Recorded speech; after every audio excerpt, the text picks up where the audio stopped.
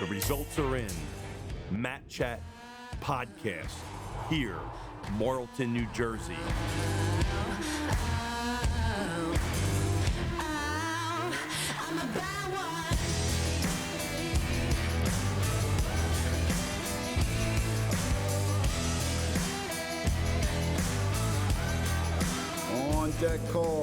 On deck calls. New Jersey Mat Chat Podcast. Coming up, the topic, State Wrestling Tournament. PA announcers. Stay tuned. You know, let's start talking about the kids who aren't ever talked about. Exactly. Welcome to Jersey Mat Chat. This episode is sponsored by Beato Baits, 5-inch stick baits designed by a wrestler, built to win. With a range of color options and a perfect sink rate, these things will get bites when nothing else will. And don't miss the mystery color, made from leftover plastic each week, melted down and molded into one-of-a-kind baits. No two are the same, but they all catch. Perfected for anglers who just want to catch more fish. So, if you're grinding on the mat, take that same energy to the water. Beato Baits, B-E-A-T-O. Tough to beat, easy to fish. Check for the link in the description of this episode, or you can find them on it. What's up, guys? Thanks for tuning in. Mat Chat. Here we're in Evesham, New Jersey, way down in South Jersey, off the grid into the woods. We've got two fantastic guests with us today. The New Jersey State Tournament, public address announcers, the voice you hear in Atlantic City. We have Tony Papaneri and we have Mike McAleer. And we're going to discover everything that they do to bring the voice to the state tournament. Guys, thanks for having us. We appreciate it. Tony, this is your garage. It's pretty nice. Thank you. Yeah. Mike, thanks for coming. Appreciate you. So let's get right into it. You guys were both Cherry Hill natives. Correct. Okay. You both wrestled, right? Correct. Okay. So let's dig into who you are. So Mike, we're going to start with you. Where did you go to school? How did you get involved in the sport? And what brought you to where you are today? Well, I got involved in the sport. My dad was a wrestling coach. Actually started, he was at Woodrow Wilson, was at Cherry Hill West for a number of years and went to Cherry Hill East. So that's how I grew up watching that. And then myself, I went to Cherry Hill East, wrestled there, and wrestled at Gloucester County College for a couple of years. I went to Glassboro State after that, played football, got into coaching. I was an assistant coach at Eastern for a number of years. I was head coach at Holy Cross for 6 years. And then, teaching and coaching, I became an athletic director now. I was at Pittman, now I'm at GCIT. And, it's always been part of my life. I can't remember a season I haven't been involved in wrestling. When did you coach at Holy Cross? I was there 94 to 2000. Okay.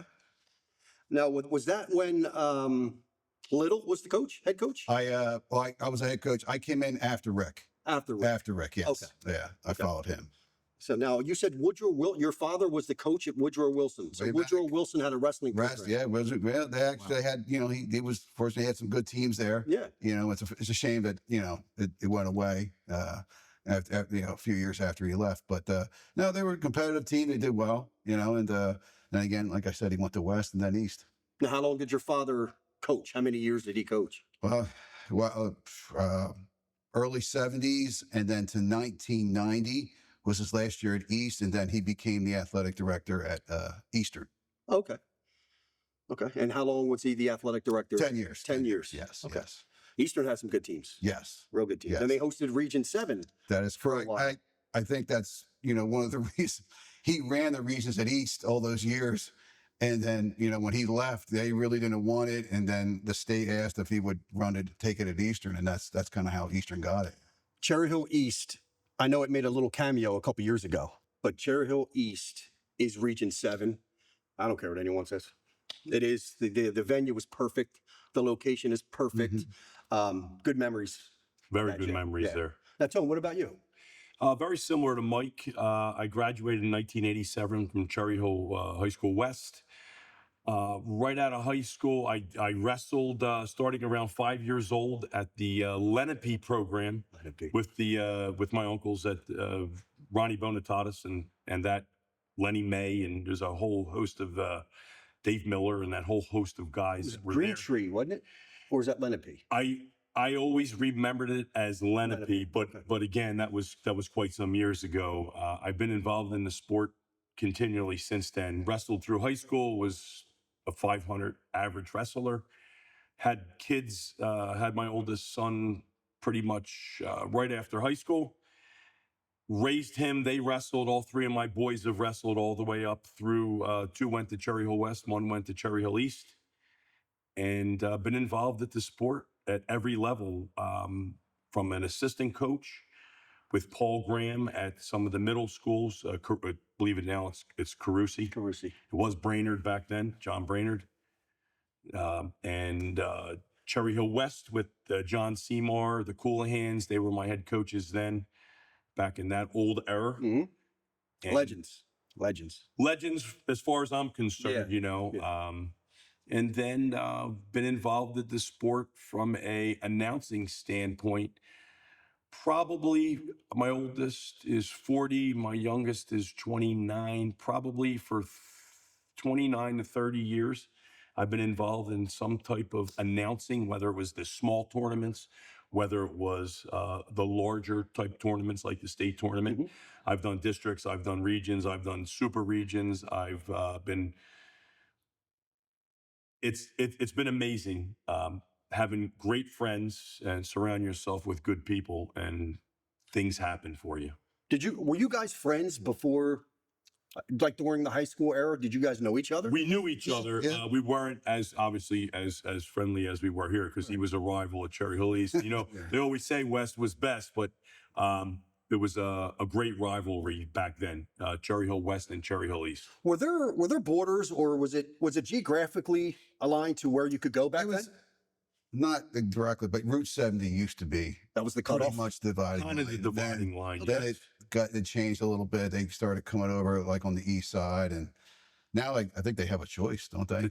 Yeah, Complete more choice right now, Yeah, they sure. complete choice. And as I stated, my oldest is 40. He went to West. My 32-year-old Anthony went to Cherry Hill East. My youngest, 29, Mark, went to West. What was first? What building was first, west or east? West Cherry Hill West is the original. It was called Delaware Township Right, Really? until 1968. until like the late 60s, and they built Cherry Hill East, and that's when they called it Cherry Hill East and West. Interesting. So anytime I see, did you have a wrestling program when it was called Delaware Township? Not really sure. I've never seen Probably. I mean, you would think, but I'm not sure. yeah. Okay, interesting. Not sure. So you guys are the state public address announcers for the state tournament. Now, how did that come about? Now, I've known you long enough to know, because I was an official for many years, and there was a tournament at Cherry Hill West, a youth tournament every year, the Chris Vasquez tournament. Correct. Fantastic tournament, youth level. The talent there was off the charts. And that's when I first met you. And I remember telling you, man, like, your voice, you got a great voice, you do a great job, you're clear, you're articulate. And I'm not shocked that you became an announcer at the state tournament, but I'm curious. And Mike, I didn't know you at the time, but how did that come about? Well, Mike, your version, how did that start? You know what? Throughout the years, I think, any coach or anybody, you run a little tournament, you do this, you do everything, you help run it, you keep score. Hey, you know what? We need somebody to announce, and that's kind of what I kind of did for a little bit. You help run a tournament, I'll announce today, or you just rotate in. I think at one point at Eastern, I wasn't coaching. I was getting my master's degree. I wasn't doing any coaching. And I had the reasons, hey, why don't you announce? So I did that for a little while. And then I think a lot of it for me was Howie O'Neill, who's the state director of the tournament. And, we're on the South Jersey Wrestling Hall of Fame together. He had asked me, hey, for like the team tournament, could you help out with there? And, and I did that. And then, one time I said, hey, look, somebody had to leave. Can you help out with the state wrestling tour? And that was it, really. Fred Schwartz was the guy. He was kind of the lead guy at the time. And I was just doing the results and some things like that. And, Fred left, and Howie said, hey, can you take, you do some, maybe the majority announcing, or, who's on deck, who's wrestling now, and stuff like that. So that's kind of how, you got involved. Did you come in as a tandem, or were you first? I was first. Like I said, I was working with Fred, and then when he left, I think. Yeah, I can't remember. I can't remember exactly when, but yeah, you came in. The years blur together. Yeah, of course. It's been so long. I know I had the privilege of announcing my son Mark when he went to States for 2 years. Did you? And he's been out, yes. And that was a very heartfelt moment. Very hard to say your kid's name. And I'm sure Mike would feel the same way when you have your son or daughter at a level like that. It was an emotional time for me personally. And again, very similar to Mike, I was asked by Howie O'Neill to come up to that level after many years doing all the other small ancillary stuff, all the small So tournaments. what year was your first year at the state tournament? So my son I kind of do it by the age of my son. He's 29. He was there as a junior and a senior. So 09? So 10? a long time, maybe 11 years ago. No, Okay. it's probably longer than that, right? Yeah, I can't. It's been quite, so if Yeah. he's been out 11 years, it's 13 years or so. Been fortunate enough to be there with Howie, Jack Kinner, that entire team. Just an amazing individuals. You know, I think it's safe to say that the everyday person just expects everything to be done correctly, sound good, look good, be good. We're a very impatient society nowadays, and I think people might take your work for granted.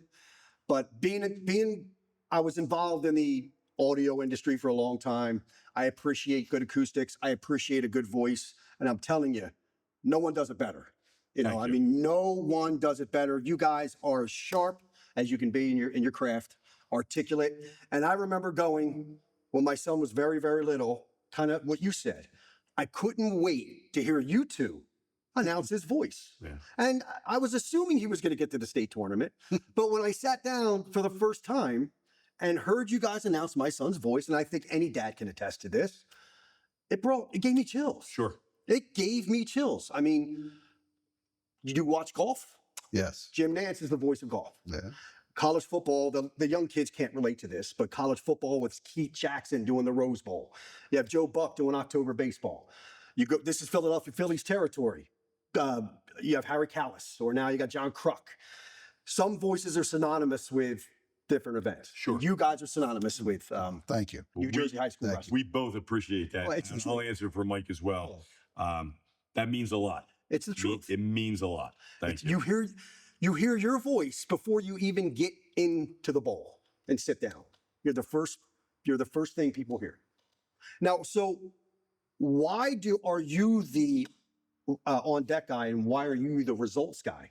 How did that come about? Howie O'Neill puts you in the position. This is what you're going to This is do. what you're gonna do. That's what you're gonna You do what the boss tells you. So- to be honest. Yeah. So I've been asked that many times, and I'm sure Mike has as well. I don't know if one is any better than another. For me personally, the results. So when again, I'm speaking from a personal perspective. You announce the kids to go out and wrestle. It's gloriful. It's meaningful. Yeah.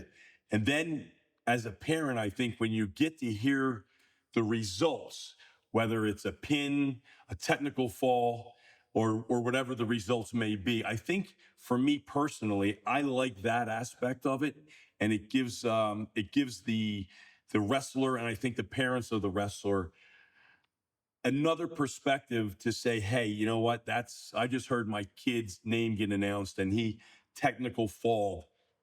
It's breaking news in the arena. You know, it's breaking news. So for me, I like doing the results. And I'm sure if Mike wanted to do the results and I wanted to do the initial on deck calls, I'm sure we can switch. And we do that.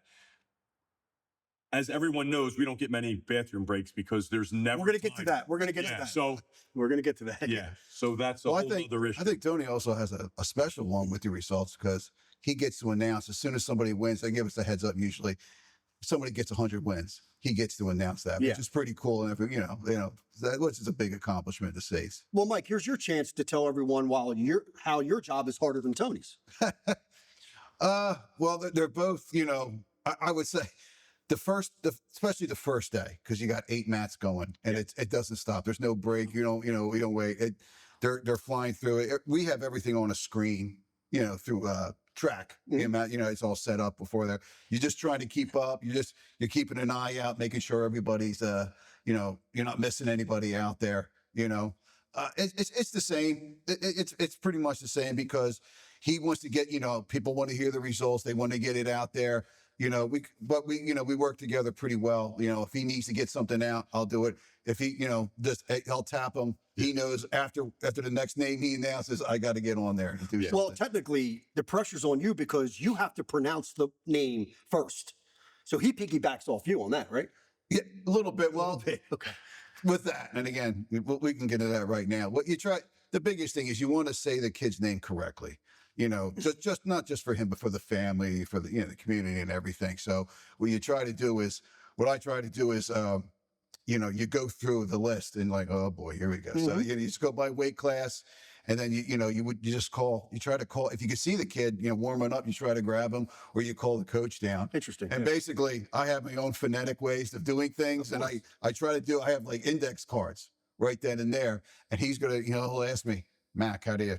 Here's the card. This is how I say it and stuff like that. So that's the best way. You try to, get it from the source right away. Is that same process? Yeah, for you? Mike does a great job. Right at the day number 1 at the start of the tournament, as Mike just stated. Right after weigh-ins. Right after weigh-ins. That way we know what the who's doing what. Mike goes out and we look at the names that are phonetically hard to pronounce, and we do our best. Mike puts them on cards by weight class, and we use those throughout the tournament. Now, once you say the name a few times, generally you pick it up. But there are times where, in Mike's case as well, where he's spurting out 4 or 5 names all within 7 to 10 seconds, and you may not have that time lag to get that index card out. So I personally have had people come down and say, well, you pronounced the name wrong.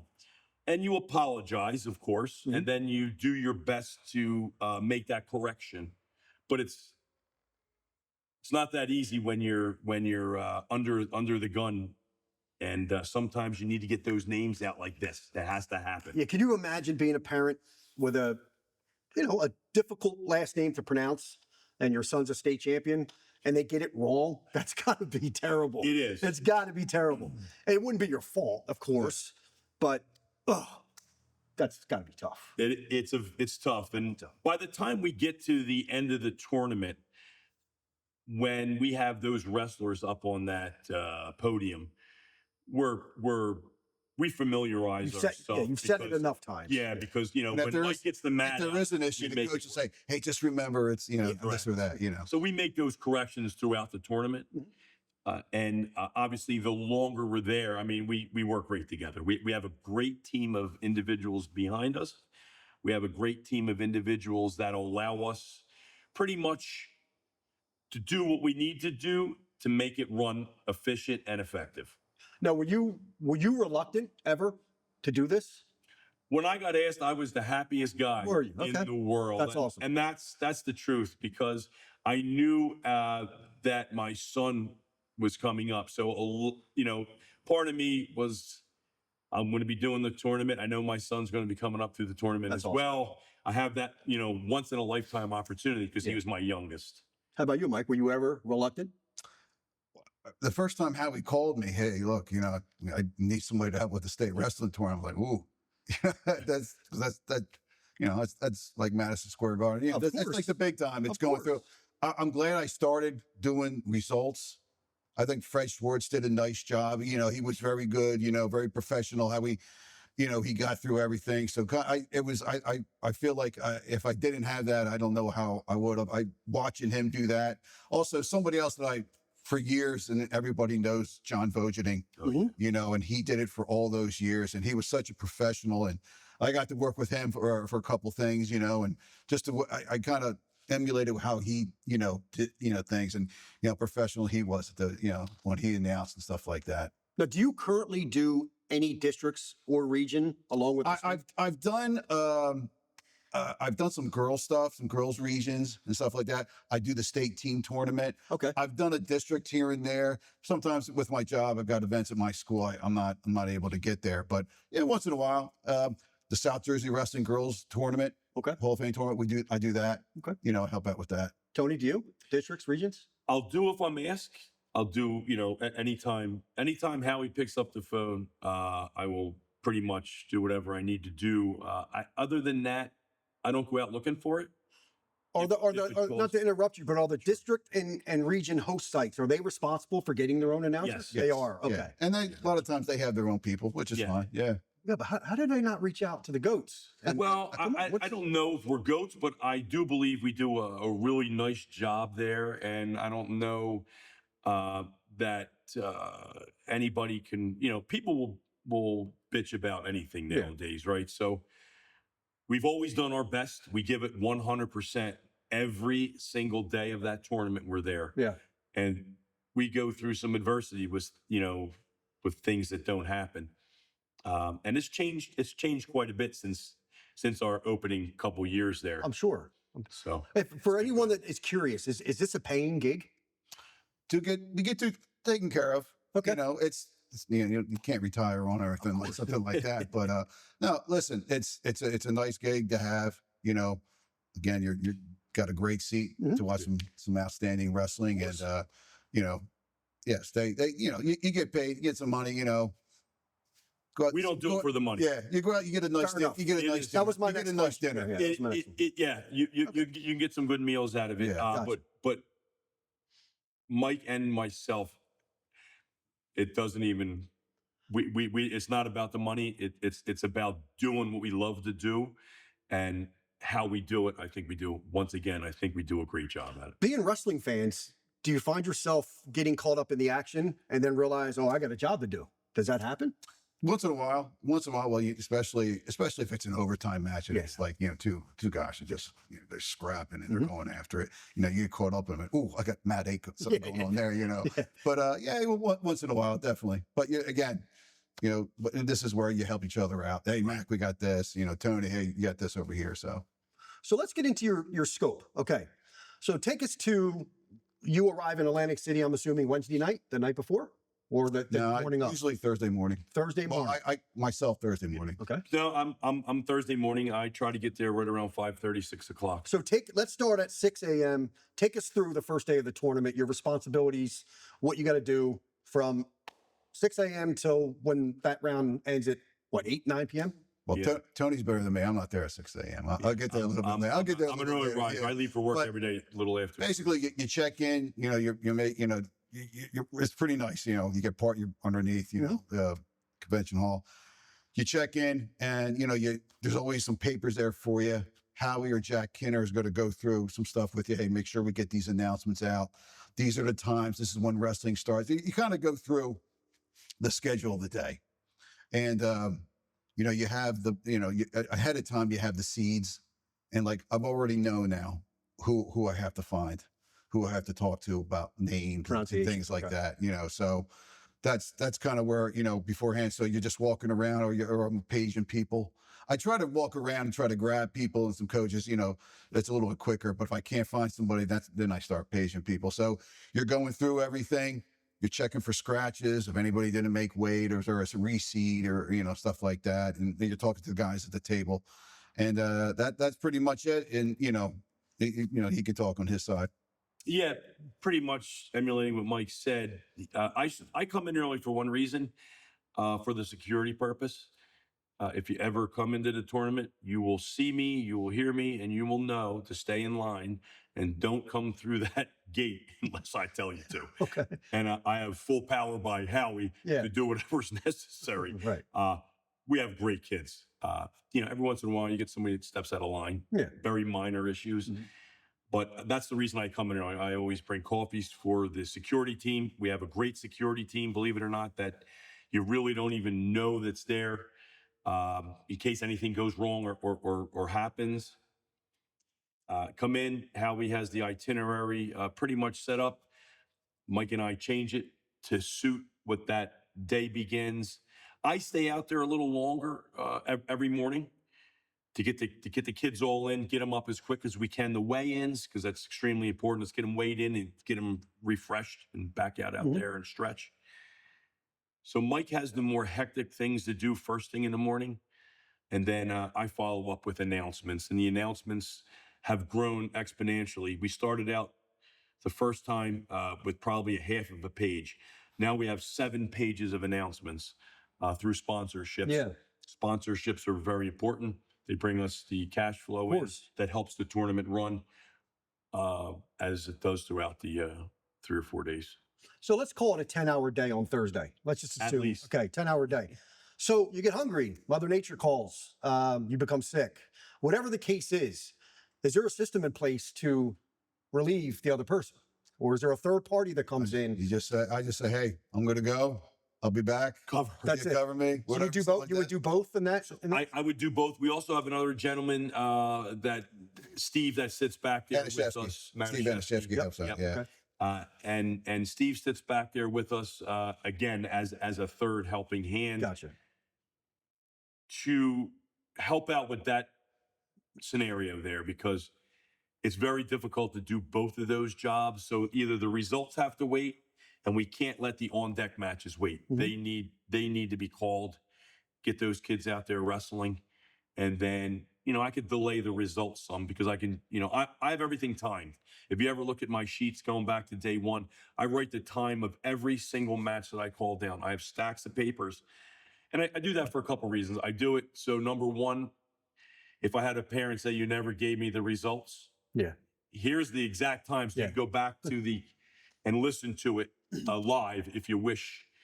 And the second reason I do it is sometimes, not that often, we'll get into a situation where we need to have that wrestler wait their time as we enter day 2 and day 3, where those matches are coming up quicker. There's a set time that they need to wait before they can wrestle again. Steve does an amazing job at doing that, along with Leo, who never gets enough credit. Leo runs the tournament from a computer standpoint. Leo who? Quinones. Oh, okay. Leo's the ace of aces. The old RV head coach. That's the old RV head coach. I didn't know that he had a major role in that. I didn't know that. He's got a major role in how. Never knew that. Basically, him and Steve, they, everything on the match track, they've inputted everything. They're the ones that get out there. Up on the big screen where you see the on decks and all that. That's it. That's through his computer. Okay. Good going up there. Now, we have a engineering crew here, okay? Absolutely. Do you have an audio engineer there on hand in case there's any technical difficulties or? Yes, the conventional hall has their crew. They have their, and if there's something, we have a headphone set, we would give them a call. Hey, we need somebody here for this or that. Okay. All right. Now, do you do, I want to ask you a silly question, but do you practice for this? Or Me personally, I'll answer that no, because I don't know if there's any way to practice, right? You have your voice. You can project a name. The only thing that's missing out of that is the spelling or the pronunciation of the name, and you don't know that until day 1 of the tournament. Fair enough. So there's really not, from my perspective, it's not a whole. I don't sit in my house and say, all right, on deck, 152 pounds from Cherry Hill West, Mark Papaneri. I just don't do that. Okay. I don't. I think it's experience. Like I said, when you start up with that little youth wrestling tournament, where you all, and then you worked it. It's just an experience and things that come through. And it's just a prep. Like I said, when you get there early, what's the schedule of events that day? What are some things that we have to, make sure they announce and things like that. I think that's kind of where Now, are you guys on a handshake agreement with each other or with Howie to do this year in, year out? Is there a written contract? He will send out. It will reach out by email. Like everybody and that's every worker, whether it's a table worker or, technology or whatever, listen, you did a great job last year. If you are interested in working the state tournament again, please reply and let us know. So these are the dates. Yeah. Okay. Year to year. Okay. Yeah. Do you guys envision yourself, one of you ever leaving without the other leaving at the same time? Are you guys a tandem now? Well, I'm going to answer it from my perspective only, right? Because it's a question I don't think Mike and I have ever spoke about. But if Mike said, hey, it's time for me to go, I would wish him not to go, but I would wish him good luck in whatever he's doing after that. I think Mike would feel the same way. we like working with one another. I think we make an amazing team. Yes. But you know, who is one person holding anyone back from doing Of course. something else in life, course. right? Whether it be better or worse, or retirement. We're both coming up on retirement age. You're never retired. Stop. You feel the same way as Tony? Listen, the tournament's bigger than any one person. Of course it is. And they, whoever they bring in is going to do a good job. So, I've been fortunate that I've had this job. Like Tony said, you work with some nice people. You hope you do a good job. You hope, you're just professional in what you do, and you just go from there. So what do you guys snack on during this 10-hour?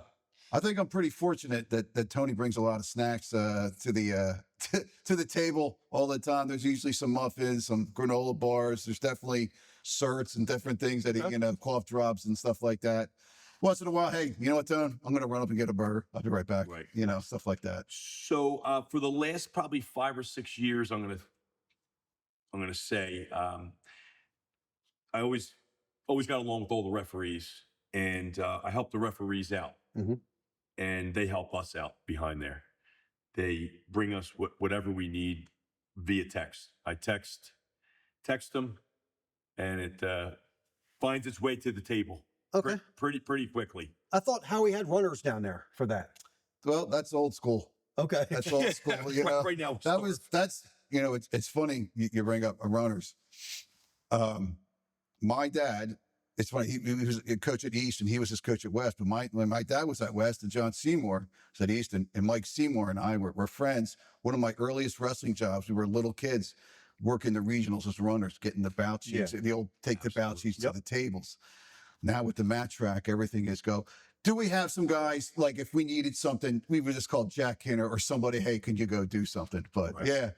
Now with technology, you just text somebody or whatever, you're good to go. Any hatred or complaints or miserable comments directed towards you guys ever? Once in a while, and it's not nobody's fault. Things happen. I can't imagine. There's got to be at least a few hundred bouts that go on. Sometimes they put in, again, everything is by a computer at the table. Right. Sometimes they input the wrong name, who wins. That does happen. Yeah. And and the coach, like, whoa, hold on. Right.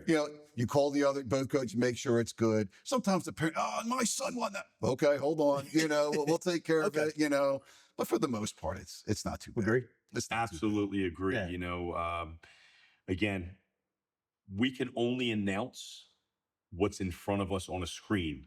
So the input of something, and generally it comes from the table. Yeah. The table workers input once in a blue moon the wrong winner, as Mike stated.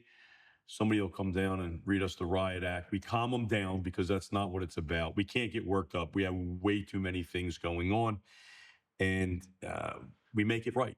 We make the correction immediately. And it usually happens on the results. Yeah. I mean, the results is when it happens. Have you ever presented, either of you, any ideas that Howie accepted with open arms? There's always, listen, after every tournament, you sit down, you talk, what could we do? I think over the years, the award, like the Mershak Award, or the #1 team in New Jersey, some of those, a lot of times that used to be all on the last day. And, again, that's a long day. You've been through 2 days and it's a long day. You're going, everyone's, you want to see the finals. Yeah. So I think one of the ideas that we've taught, not just through us, but from other people, they've broken those down over the 3 days. Yeah. And I think that's kind of made things move a little bit quicker. There's always, little things to go through, but I think for the most part, they listen. Believe me, I not just from us, but there's always a post at the end of the year. The NJSA has a meeting with representatives from everything. They talk about how the season went. They talk about these, or say, hey, how can we make each tournament better? Okay, interesting. Anything to add? No, the only scenario that I have spoken to Howie about was, because I've been asked numerous times in the finals to have 2 different voices calling out the wrestlers. Mike does red, say, and I'll do green. We'll bring it up again, and if Howie decides to make that work and Mike agrees, then I think it will be a different mix. And, when you change things up a little bit, there's no need to make major changes, but when you change it up a little bit, it brings a different perspective to things. And I think that's something I'll talk about again as we go into this next year's tournament, if we're invited back, which I do believe, hopefully we are. I think you will be. And I think it would just bring a different tune to the finals. Not that there's anything wrong, just a different perspective. Now, you guys are wrestling fans. You do the state tournament. I'm going to ask you some general quick questions about the sport. Has it evolved faster than you could keep up? Tony, I'll ask you first. It's different. We had some new rule changes last year. We have different rule changes every year. Yeah. Some of the changes, not for us. I don't think it affected us in any way. It affects refereeing, affects coaching. I believe it was done to expedite the wrestling a little bit, to get, instead of you having a 7-minute match, you can make that match quicker by the takedown rule and back point rule. And other than that, I don't see anything that. As a fan, has the changes over the years seemed sudden, or has it just progressively just evolved to what it is today? Well, from your perspective, I've been involved for so long. You roll with the punches, as they say, and you take the good with the bad. And I don't look at the changes and say, "Oh my goodness, this is a tough change. I don't know how it's going to affect anything." I look at it and say, "Well, you have to adjust, right? Just like we do in life. You have to adjust, or you're going to be left behind." I personally, no, I don't see anything that, from my perspective, that I needed to do or the sport evolved differently because of the changes. Same question, Mike.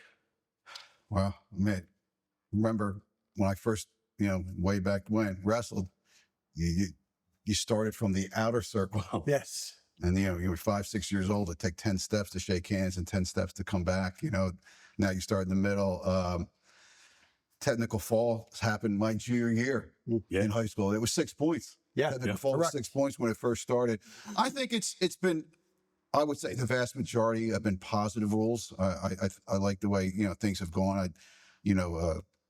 I think it's good that they changed the point system. It's what we do in college. Yeah. So I think that helps our kids better. So I think sometimes you're like, how's this? But you get used to it like everything else. Yeah. It's incredible how popular wrestling is in the state of New Jersey. It's incredible. If you're a parent or a fan of basketball or football or whatever you are, until you go to Atlantic City, after you've gone to one of the 8 regions and after you've gone to one of the 32 districts, when you eventually walk into Atlantic City and walk into that bowl and see 8 mats and feel the tension and see the kids warming up and seeing the competitors, there's nothing like it. There is absolutely nothing like it. Yes, I'm a wrestling guy. I might be a little biased, but my eyes see what my eyes see. Right. And I don't know if you guys agree or disagree. You were a multiple sport guy, right? Yeah. Listen, I was fortunate in high school, made states my junior, senior year. The goal to get to Princeton was always a big deal. Correct. And to walk in that gym, and you just, you see people, you hear about these schools, you read about them in the newspaper. Now I'm on the mat with these guys. That's a big deal. The state wrestling tournament's an event. Yes. It's not just a match. It's an event. And listen, I know people who never wrestled in high school. But they come to the state tournament every year because it's a big time thing, and they watch that. So it's cool. Would you both come as fans if you weren't working the tournament? Yes. Would you? Yes. Me personally, yes. Yeah, 100%. We have approximately, Mike and I call, you wouldn't know it, 1,284 bouts in a tournament, because I keep records. So we call 1,284 bouts. That's what it takes to do a state tournament. Wow. Every year. Doesn't seem like a lot. I mean, you say over 3 days, that's a lot. Yeah. That's a lot of announcing. Because you say it twice, am I correct? Don't you? Well, it seems like we say each name about 300 times. And sometimes you look at, when you have brothers paired up, it's like, wait a minute, I just called that name. I got to make sure it's right. Oh, different first name, same school, different first name. You have to be sharp. And that's where Mike's cards comes in, Yeah, that's especially if the phonetically. So over the years, whether it be as fans or public address announcers or even athletes, whatever. What is one thing or something that has stood out about that tournament that you remember like vividly, like it was yesterday? What? Well, it was, oh my goodness, and help me out. Camden's first ever state champ. What was his name? It was, Oh yeah. I'm blanking out, but if you remember, he's in the semifinals. Now, this is when Fred Schwartz was doing the announcing, and I'm doing the results and all. And so it's the semifinals, and heavyweights out. And, you know, a few minutes later that the referee comes over to the table. Please make an announcement for so-and-so from Camden to get here. Stevens. Yes. That's it. Stevens. Stevens. If he's not there in 5 minutes, he's forfeiting his match. I remember that. And what happened was, I guess they messed up on the time when he was supposed to get there. So I'm thinking here, oh my God. Now the whole place is abuzz now. They got the clock, it's running down from 5 minutes. Can you imagine that? And Fred Schwartz, Stevens, you have 4 minutes. Stevens, you have 3 minutes in the place. And my fear was it was going to go down to 0.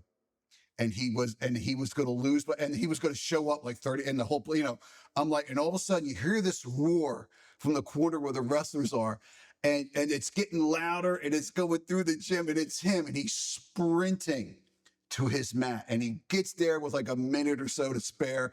He's out of breath, but you know, everyone was cool about it. I give her a lot of credit. I think it was St. Augustine, if I remember. I can't remember. Everyone was really, he didn't have his shoes on. Yeah. He was putting his shoes on, and he goes out and he went, and the place was just went crazy. You know, that's one of my big memories. Let me ask you something. In hindsight, even though let's say he did not report on time, wouldn't the right thing to do, wouldn't it to just push the match back? Are you really going to award a state champion with a forfeit? I know there's rules, but what do you think would have been the right thing to do ethically? How long are you going to wait? But how long are you going to wait? Listen, I understand that. I understand that. I think you're like, listen, and I know how we had kind of said they would have fudged that time a little bit. Of course. Let's talk, you know, a little bit, but at some point you can't hold up the state wrestling tournament. Well, once again, no one is above that tournament. I agree with you. And I agree with you. Listen, I think we were all going to be, I think everyone was going to be reasonable, but at some point you were going to have to cut it off. I agree. You know. Because I can guarantee you he wasn't late because of him. No. He had adults that made him late. That's correct. Right. And that's the unfortunate part of it. It's the unfortunate part. Yes. But It is. That was, the fear was like they were going to raise his other kids. And then he'd show up and you know what, the whole place would have been going crazy for this, you know. Because everyone was rooting for him because they knew he had a good chance, Camden kid, to win a state tournament. Yes. You know, that would have been. It's the first and only, if I'm Yes, correct. yeah, Yes, first yeah. and only. How about you? I don't know if there's just one. Okay. And I think the highlight for me was it sounds maybe trivial, and I talked about it earlier, was announcing my son's name Okay. numerous times for 2 years. The other part of this tournament that I really like, and we don't do the in-depth coverage like we should, for me, is to get all these past college Jordan Burroughs, get guys that are in the stadium out there and announcing them. I think that's an important part because that's the history of our wrestling. Those guys that went on to win national championships multiple times. There's just a litany of things that you could talk about. You know, we've gotten, and I've seen Mike and I have gotten to call some of the best wrestlers in the state of New Jersey. I'm sure. Numerous times. And that's something that, you know, nobody else has ever done and nobody else will ever do. But we had, you know, it's not maybe great to everyone, but having the ability to call some of these wrestlers, past wrestlers, state champions, 4-time state champions, then go on and do what they do at the college levels, and then come back during our college walk-around time right before we do the announcing of the finals. It's pretty amazing for me. Heartfelt for me. Oh, yeah, of course. Heartfelt for me. I think a lot of it might have to do with that's right during Big Tens, where it used to be. A lot of those guys Right are coaching. before. A lot of those guys are now coaching. Yeah. To get them there is impossible. I'm guessing that's maybe why someone said, that might not work. So why even do the effort to make it work? Again, that's a guess. But that would be cool, like a memory lane of champions. Or We do it. Mike generally does the announcements for that. We ask the wrestlers to come up, check in with us, give us a very quick bio, Yeah. and then we put them in order. And then right before we do the Parade of Champions, Parade, I said memory, Parade is the Parade of Champions, we bring out some of the finest wrestlers in the country. Yeah, of course. Not just in the state. Of And course. we're talking in the country by far. Jersey is deep. Yeah. And also what makes that tournament the ultimate tournament, I'm pretty sure there's only 3 other states that can claim one state champion. I believe it's Indiana, California, New Jersey. I could be wrong, but I think it's 3 that there's one state champion. That's it. You mean like Pennsylvania has 2. two? I think North the Carolina state has is so 7. big. or Yeah, it's crazy. By group size, basically. Yeah, by group size. Yes. There's 3 states, and again, I could be wrong. They have one true champion per weight, and that's why New Jersey. You're on the podium. You win that tournament. You're a badass. You're badass. For that reason alone. It's this tiny little state produces some talent for sure. How about you, Doug? What's your big state memory? Oh, at the state tournament, State tournament, hands down, Patrick Lynch versus Damian Covington. I was a Jadwin Gym. They cleared the arena out. I don't know if you guys were in attendance. They cleared the arena out before the finals. I still don't know why they did that, but we had to come back in before the finals. I've never seen an arena or an environment, whether it's convention, Boardwalk Hall or Jadwin Gym, that electric in my life. If you guys remember that match, I was there. It was. I was not nuts. there, but I watched it. I was assistant at Eastern at the time. It was nuts. It was crazy. So that's my memory of the New Jersey State Tournament. What we try to do is we try to put certain things of this sport in the spotlight on a platform that's rarely, if ever, talked about. And I said, you know what? I was talking to Pete. I'm like, we got to get Mike and Tony. We got to get them sat down. And we got to talk about this. You guys deserve it. I know you're not looking for this, but we're grateful that you guys accepted what we want to do, and we appreciate it. And I'm telling you, the tournament, you guys are the tournament. You're a big, major part of that event. And I personally thank you for doing it. Thank you. Thank you for doing it. We appreciate I'm it. sure a lot of people agree with you. Thank you. And thanks for hosting us. Sure. Thanks for being here. Thank you. And that's a wrap. Attention, wrestling fans, parents, and future state champs. This is your podcast.